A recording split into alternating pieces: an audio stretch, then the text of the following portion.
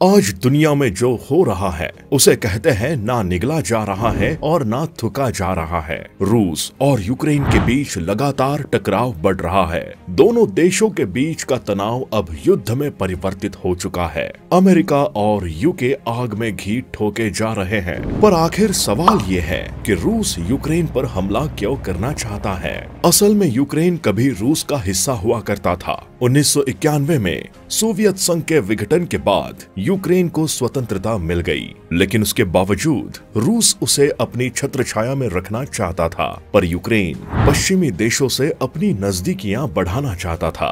2010 में Victor Yanukovych Ukraine के राष्ट्रपति बनने के बाद फिर से यूक्रेन की रूस से नजदीकियां बढ़ानी शुरू हुई थी और इसी के तहत उन्होंने यूरोपीय संघ में शामिल होने से इनकार कर दिया। लेकिन इस फैसले के बाद उनका स्थानीय स्तर पर विरोध शुरू हो गया और 2014 में उन्हें इस्तीफा देना पड़ा। इस घटना के बाद रूस ने 2015 में यूक्रेन के एक भूभाग क्रीमिया पर कब्जा कर लिया। असल में वो एक बफर जोन था जिस पर रूस सालों से अपना दावा करता आया है और 2015 में फ्रांस और जर्मनी की मध्यस्थता से युद्ध विराम हुआ। लेकिन रूस को आशंका है कि यूक्रेन नाटो का सदस्य बन जाएगा। अगर ऐसा होता है तो नाटो की सीमाएं रूस तक पहुंच जाएगी। ऊपर से यूक्रेन पिछले कुछ समय से अमेरिका और नाटो के दुम पर रूस पर दम भर रहा है। साथ ही रूस का आरोप है कि यूक्रेन 2015 में हुए युद्ध विराम समझौता का पालन नहीं कर रहा है। उसे ये भी लगता है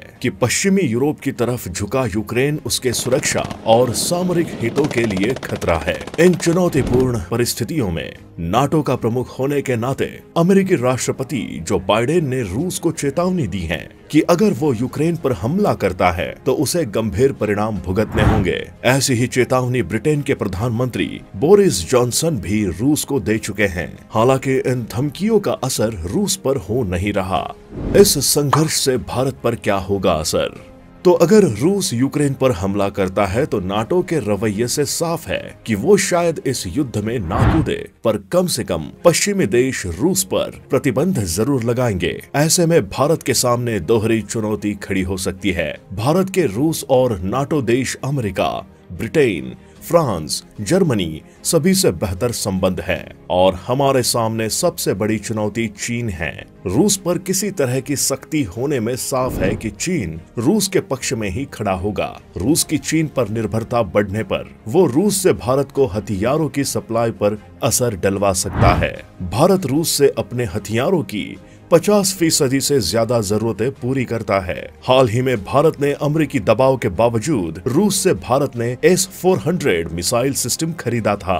भारत रूस के साथ खड़ा रहा है, लेकिन परेशानी ये है कि अगर रूस पर हमले के बाद प्रतिबंध लगते हैं तो भारत के लिए ये स्थिति कठिन होगी, क्योंकि उसके अमेरिका और यूरोपीय देशों से भी बेहतर संबंध है। ऐसी स्थिति में भारत के लिए निश्चित तौर पर नई चुनौती खड़ी हो सकती है। एक और, अगर ये युद्ध आगे बढ़ा तो चीन भी ताइवान पर कब्जा करने के लिए पूर्ण रूप से तैयार है और ऐसे में अगर पाकिस्तान पाक को लेकर कुछ कदम उठाएगा तो आग हमारे यहाँ भी लगेगी। अब देखना ये है कि इस जलते हुए चूल्हे में कौन कितनी रोटियां सेकता है। तो दोस्तों, आज के इस वीडियो में बस इतना ही। आपको वीडियो कैसी लगी हमें कमेंट में जरूर बताएं। वीडियो पसंद आई हो तो वीडियो को लाइक करें और ज्यादा से ज्यादा शेयर करें और हमारे channel the knowledge of history को सब्सक्राइब कर ले। Meet you in another video. Till that, good bye.